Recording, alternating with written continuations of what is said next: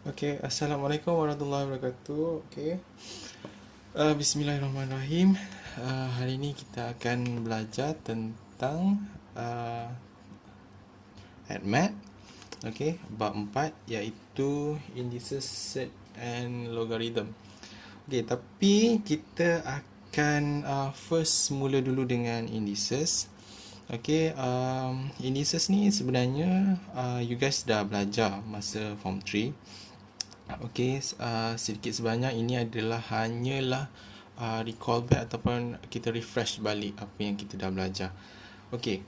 So untuk law of indices ada beberapa perkara yang awak perlu ingat, iaitu yang pertama adalah ini. So kita ada so sebelum tu kita ada sebagai contoh A kuasa B. So A ni kita panggil dia sebagai base. B pula kita panggil dia sebagai index. So untuk yang pertama, law yang pertama adalah bila base kita sama, A dengan A. So base sama dan kita punya operasi adalah darab dan index kita adalah M dan juga N. So apa yang berlaku bila operasi darab, base sama, so kita akan tambahkan darab daripada operasi darab. Kita akan tambahkan indeks tersebut jadi M tambah N. So tapi dengan syarat adalah base perlu sama dahulu. Baru awak tengok operasi. Lepas tu awak tengok indeks. Indeks kalau operasinya adalah darab, barulah kita tukar, kita tambahkan indeks yang term yang pertama dan juga yang kedua tadi. So untuk yang kedua adalah A kuasa M bahagi dengan A kuasa N. So macam biasa kita kena tengok dulu dia punya base. Kalau base sama, baru kita tengok pada operasi. Operasinya adalah bahagi. Therefore apa yang berlaku adalah kita tolakkan indeks. Kita tolakkan. Kalau nampak sini, kita tolakkan indeks dia. Dengan syarat base sama, operasi. Kalau bahagi, kita tolakkan dia punya indeks. Macam mana pula dengan yang ketiga? Yang ketiga ni, kita ada kurungan. Bracket kat sini. So indeksnya di dalam dan di luar. Apa yang berlaku indeks yang di dalam dan di luar, kita darabkan kalau ada kurungan macam ni. Indeks M ni adalah indeks, N ni adalah indeks. Satu duduk dalam, satu duduk luar. So kita akan tukar dia menjadi darab. Macam mana pula dengan nombor 4? Law yang keempat ni adalah kalau kita nampak indeksnya adalah negatif. Kalau indeksnya negatif, kita boleh buat 1 per. Tak kira lah negatif 1, negatif 2, negatif 3. So kalau negatif 1, so kalau dia negatif, 1 ada 1 per. Kita boleh dia sama juga dengan 1 per base yang ada lah. Kalau ini negatif 1, ini kuasa 1. Kalau ini negatif 2, bawah ni adalah kuasa 2. Kalau ini adalah negatif 3, bawah ni adalah kuasa 3. Tapi dengan syarat ada 1 per 3. Nombor 5 pula. Macam mana kita nak jadikan bentuk punca kuasa ni, square root ni, menjadi dalam bentuk indeks. So kita ada A ni ada sebagai base. Dan kalau kita ada square root, square adalah punca kuasa 2. So kita akan buat 1 per 2. Kalau punca kuasa 3, 1 per 3. Kalau punca kuasa 4, 1 per 4 dan seterusnya. Untuk nombor 6 pula, kalau base kita kuasa kosong, apa-apa base, tak kira lah base 1,000,000 ke, base awak adalah 100 ke, 1 ke, 2 ke. Kalau base awak kuasa kosong, awak kena equal, dia akan jadi 1. Apa-apa base yang kuasa kosong, dia akan jadi 1. Dan yang terakhir adalah base mempunyai indeks pecahan. Atas dan bawah ni ada nombor. So contoh lah. Contoh yang saya bagi adalah A kuasa 3 per 2. So apa yang kita buat? A, okey, kita letak punca kuasa. Lepas tu 2 yang bawah kita letak dekat keluar. Okey, yang atas kita letak di bahagian dalam. Okey. Lagi satu contoh, A kuasa 5/3. Okey. So kita buat base punca kuasa yang bawah di luar. Yang atas adalah di sebelah kanan. Okey, bawah belah kiri, atas belah kanan. Okey. Alright. So itu yang pertama perlu awak tahu. Okey. Seterusnya kita terus kepada latihan.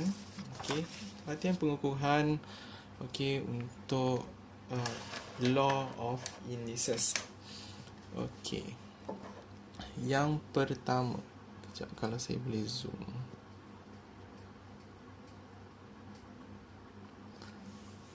Alright. So yang pertama, simplify. Okey, kita nak simplify A. Okey, kita ingat balik tadi. Okey, yang pertama, yang paling penting adalah kita kena pastikan base dia sama. So dia dah sama, alhamdulillah. So kita lepas tengok base yang sama, kita tengok operasi bahagi. Okey, tadi kita tahu kalau operasi dia bahagi, base dia sama, indeks dia perlu ditolak. Okey, so apa yang kita buat? 3 kekal, indeks adalah 6, bahagi, okey, maksudnya indeks kita kena tolak. So indeks yang pertama tolak dengan indeks yang kedua. Okey. So jawapan awak adalah 3, 6, negatif. Okey, darab dengan negatif dia akan jadi positif ataupun tambah. So 6 tambah 4 adalah 10. Okey. Okey, yang seterusnya untuk B sama juga kaedahnya. Pertama kita kena pastikan base dia adalah sama. So dua-dua tak ada masalah. Lepas tu kita tengok pada operasi. So operasinya adalah darab dan maksudnya indeks kita perlu ditambahkan. So apa yang kita buat? Okey, 2 masih sama. So 3/2 tambah dengan 1/3. So ingat balik macam mana kita nak selesaikan pecahan. So kita kena samakan, okey, denominator, okey, dia punya pembawah dia. Okey, so kita darab dengan 3, sini darab dengan 3, sini darab dengan 2, sini darab dengan 2. So awak akan dapat 2, 9 tambah dengan 2 per dengan 6. So awak akan dapat 2 kuasa 11/6. Okey. So yang seterusnya adalah C. Macam mana kita nak selesaikan untuk C? Okey, tadi kita ingat law yang ketiga. Kalau kita ada kurungan, apa yang perlu kita buat adalah kita darabkan. So base masih lagi sama. So indeks kita yang pertama dan indeks yang kedua ni kita kena darabkan. So 5 kuasa 15/3 iaitu 5 kuasa 5. Okey. So jadinya ada juga yang kata perlu keselesaikan. Okey, contoh 3 kuasa 10. Boleh tak saya sambung kat sini jadi 59049. Okey, kat sini boleh tak saya sambung jadi 3.564. Boleh tak kalau kat sini kalau saya teruskan jadi 3125. Okey, soalannya adalah simplify. Okey, kalau awak nak teruskan sampai dia menjadi whole number ataupun awak selesaikan sampai habis macam ni, okey, pun tiada masalah. Okey. Alright. So yang seterusnya. Okey.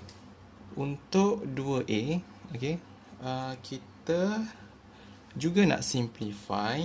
Okey, macam mana kita nak simplify untuk 2A? Okey, langkah yang pertama adalah awak tengok pada coefficient dia. Okey, numbers lah. Kita tengok pada 4, 3 dan juga 6. Okey, so dekat sini kita boleh selesaikan 4 darab 3 bahagi dengan 6. 4 darab 3 bahagi dengan 6. Lepas tu awak tengok pula pada A. A dan juga A.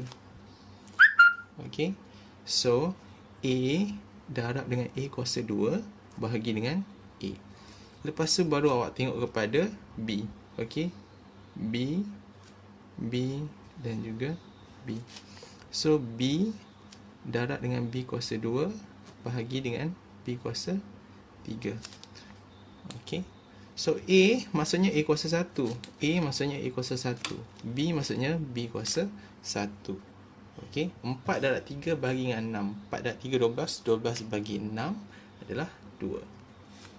Okey, satu part dah siap. Part yang seterusnya. Okey, so kita tengok tadi darab indeks kena tolak bahagi indeks kena darab indeks kena tambah.